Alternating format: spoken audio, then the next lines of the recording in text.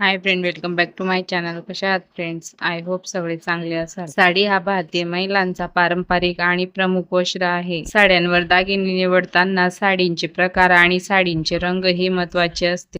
Elegant, rich आणि minimal लुकसाठी साड्यांच्या प्रकारानुसार आणि रंगानुसार आजच्या व्हिडिओमध्ये आपण ज्वेलरी पाहणार आहोत. व्हिडिओला स्किप न करता शेवटपर्यंत नक्की पहा. पहिल्या नंबरवर आहे सिल्क साडी. सिल्क साड्यांवर गोल्डन ज्वेलरी खूपच सुंदर दिसतात. त्याचबरोबर टेम्पल डिझाईनचे दागिने तर अजूनच उठून दिसतात. दुसऱ्या नंबरवर आहे कॉटन किंवा लिनेन साडी. या साड्यांसोबत तुम्ही ऑक्सिडाइज ज्वेलरी वेअर करू शकता. लॉंग कानातले किंवा चंकी बँगल्स कॉटन साडीवर फारच उठून दिसतात. त्यानंतर तिसऱ्या नंबरवर आहे शिफॉन, जॉर्जेट किंवा नेटची साडी. या साड्यांसोबत तुम्ही डायमंड, क्रिस्टल किंवा मोत्यांचे दागिने सुद्धा घालू शकता. त्यानंतर साड्यांच्या रंगानुसार दागिने कसे निवडावे. पहिल्या नंबरवर आहे रेड कलरची साडी. रेड कलरच्या साडीवर तुम्ही ग्रीन, येलो, ब्लॅक किंवा ब्ल्यू कलरचे दागिने निवडू शकता. त्यानंतर टर्कोइज आणि मोत्यांचे दागिने लाल साड्यांवर खूपच उठून दिसतात. त्यानंतर येलो कलरची साडी. येलो कलरच्या साडीवर मरून कलरची ज्वेलरी अधिकच उठून दिसते. त्यानंतर ग्रीन, टर्कोइज, राणी पिंक आणि पर्पल कलरचे दागिने सुद्धा तुम्ही येलो साडीवर घालू शकता. त्यानंतर आहे ग्रीन कलरची साडी. ग्रीन कलरच्या साड्यांवर तुम्ही राणी पिंक, येलो किंवा